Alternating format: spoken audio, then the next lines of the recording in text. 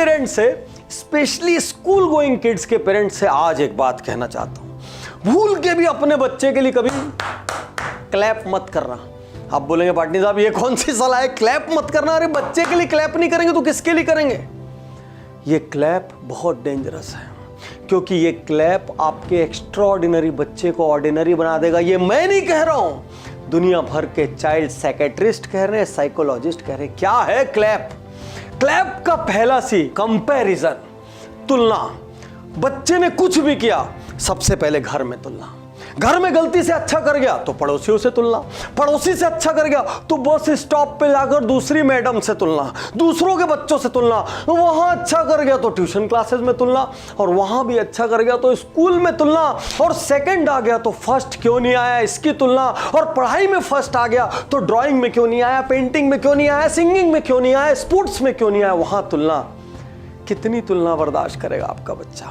खत्म नहीं हो जाएगा एक दिन, क्योंकि वो धीरे धीरे धीरे इस तुलना के चक्कर में अपनी ओरिजिनलिटी खो देगा। और सोच के देखो, किसी दिन उसने आपकी तुलना कर दी तो किसी दिन उसने ये कह दिया, मम्मी ना तो आपकी शक्ल ठीक है, ना आप स्मार्ट हो, ना आपको इंग्लिश आती, ना आप तेज हो, ना आपको टेक्नोलॉजी आता है, उसकी मम्मी को देखो, उस दिन क्या होगा? किसी दिन यदि उसने पापा की तुलना कर दी, पापा आप मेरे को तो बहुत चिल्लाते, तुलना तुलना तुलना, उसको देख उसको देख। आपके दोस्त को तो देखो, उनके यहाँ मर्सिडीज है, उसका बंगलो देखो, वो तो फॉरेन जाते हैं, उनके यहाँ कितने स्टाफ हैं। यदि आपकी तुलना कर दी ना, उस दिन आप खत्म हो जाओगे। वो तो आपके मार से डरते हैं, इसलिए मुंह नहीं खोलते, नहीं तो पता उनको भी सब है। आज मैं आपसे कहना चाहता हूं, अरे एक रजिस्ट्री जो करोड़ों की होती है ना, उसकी फोटोकॉपी की वैल्यू 10 रुपए की होती है, 20 रुपए की होती है। अपने बच्चों को किसी के साथ कंपेयर करके फोटोकॉपी मत बनाओ, उनको ओरिजिनल रहने दो। क्लैप का पहला सी ये कहता है, ग्लोबली बच्चों के औसत रहने का, टैलेंट्स के मरने का, बच्चों के डिप्रेशन में और तनाव में आने का सबसे बड़ा कारण है कंपैरिजन। और दोस्तों, यदि अपने बच्चों से प्यार नहीं करते, प्लीज ये वीडियो बीच में छोड़ देना। और बाय द वे, अपने बच्चों से प्यार करते हो, ट्रूली प्यार करते हो, तो वीडियो एंड तक देख लेना, क्योंकि बच्चा सिर्फ एक बार बड़ा होता है और एंड में एक ऐसी कहानी आएगी, आपको लगेगा पाटनी सर ने मेरे घर में बैठ के सारा हाल चाल देख के ये वीडियो बनाया है। एक बात और, एक बार में ना ये वीडियो यहाँ नहीं उतरेगा, यहाँ नहीं उतरेगा, कई बार देखना पड़ेगा, क्योंकि पूरे स्वभाव में चेंज की आवश्यकता है, पूरी सोच के तरीके में चेंज की आवश्यकता है। फिर से कह रहा हूं, आपका बच्चा आज जो भी है, आपका बच्चा कल जो भी बनेगा, सिर्फ और सिर्फ आपकी जिम्मेदारी है। इसलिए अपने जीवन साथी के साथ इस वीडियो को एकांत में ध्यान से देखना। क्लैप का सेकेंड एल क्या है? लेबलिंग। लेबल लगाते हैं ना हर चीज पे, लेबल। अब आपके घर में मान लीजिए 2 बच्चे हैं, एक बच्चा पढ़ाई में अच्छा है, आप उसको बार बार कहते हैं ये बहुत अच्छा है, जो आता है उससे मिलवाते हैं, ये ब्रिलियंट है, ये तो कुछ ना कुछ कर ही लेगा, ये कल कहीं ना कहीं पहुंच जाएगा, मेरे को तो इसी की चिंता है, ये क्या करेगा, इसके लिए कुछ बताओ। मैं किसी के घर जाता हूँ, 2-3 बच्चे रहेंगे, 2 को अच्छे से मिलवाते हैं और एक को लाके क्या बोलेंगे, पाटनी साहब आप ना इसको थोड़ा सा इंस्पायर करो, कुछ नहीं करता।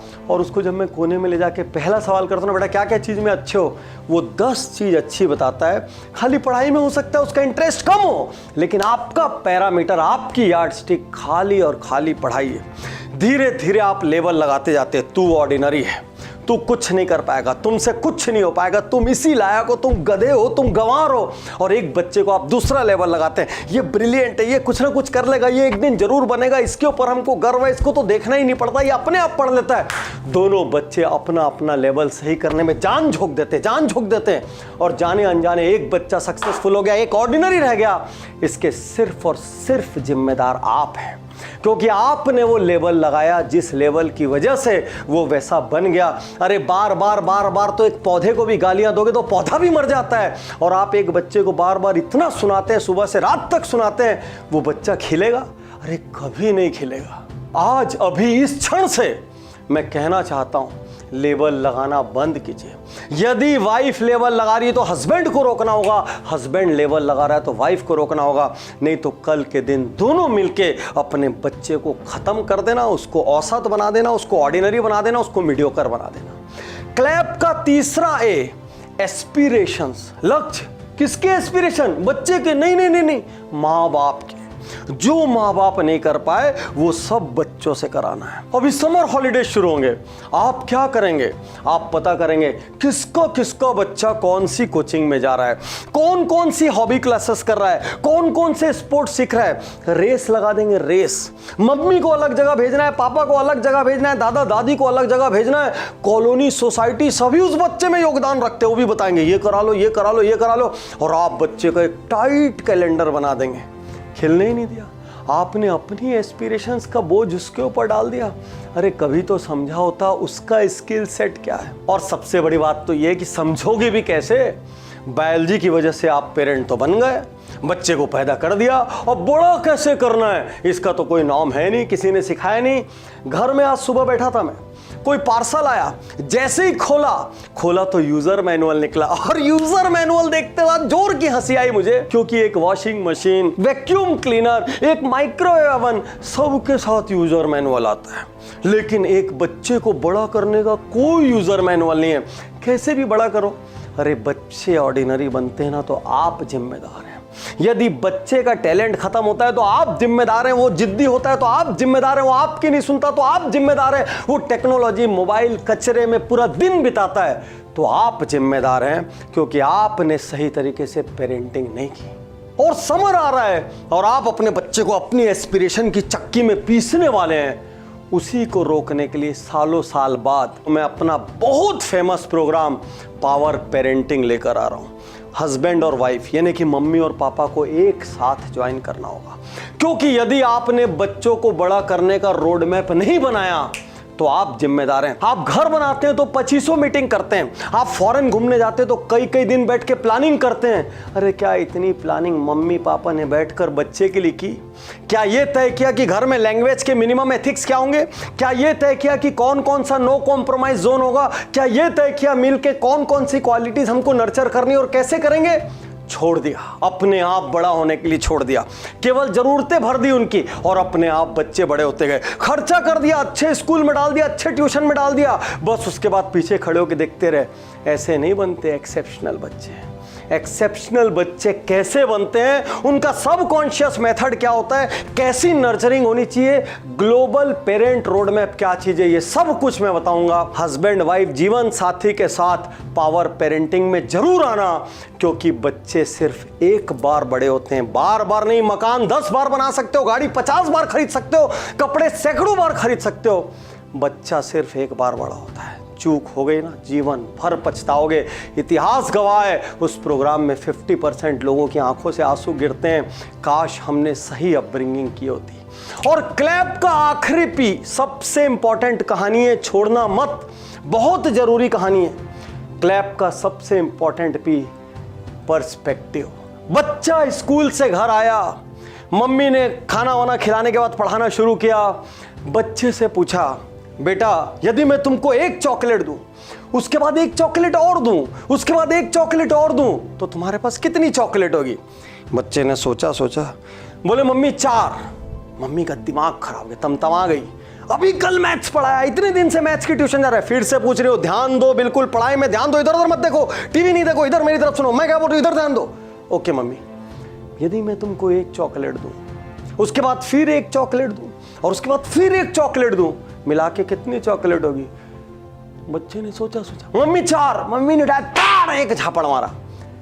एक टोटल नहीं कर सकते छोटा सा कि 1 + 1 + 1 कितना होगा? बच्चा रोने लग गया। बच्चे ने बोला मम्मी 4 ही होगा, क्योंकि एक चॉकलेट मेरे को स्कूल से मिली और आप 3 दोगे तो मिला के 4 नहीं होगी। आप यही तो पूछ रहे हो ना मेरे पास कितनी चॉकलेट होगी। ओ मम्मी पानी पानी हो गई। मम्मी तो समझ ही नहीं पाई कि बच्चे को स्कूल में बर्थडे में एक चॉकलेट मिली, वो दिमाग में उसकी भी गिनती करके 4 बोल रहा है, और मैं तो यही पूछ रही हूँ तुम्हारे पास कितनी चॉकलेट होगी। और बच्चे को माँ ने गले से लगा लिया। माँ को समझ आया, पर्सपेक्टिव गड़बड़ा गया, दृष्टिकोण गड़बड़ा गया। हम कभी बच्चे के दृष्टिकोण से सोच ही नहीं पाते कि वो क्यों ऐसा कह रहा है, वो क्यों ऐसा कर रहा है, कोई सब्जेक्ट पढ़ने में उसकी रुचि क्यों नहीं है, कोई टीचर की क्लास वो क्यों नहीं अटेंड करना चाहता, कौन उसको बुली करता है, कौन उसको बहुत ज़्यादा नीचा दिखाता है, कहाँ पर वो अपमानित महसूस करता है, उसके यहाँ इमोशन में, छोटे से नरम से हृदय में क्या चल रहा है हम समझ ही नहीं पाते। हमको लगता है हमारा चश्मा राइट है और बच्चे को वैसा ही रहना चाहिए। बच्चा प्रोडक्ट है, उसको खेल में अच्छा रहना चाहिए, उसको पढ़ाई में अच्छा रहना चाहिए, उसको ड्राइंग में अच्छा रहना चाहिए, उसको पेंटिंग में अच्छा रहना चाहिए, उसको सब चीज़ में अच्छा रहना चाहिए। मैंने 100 बार बोला है।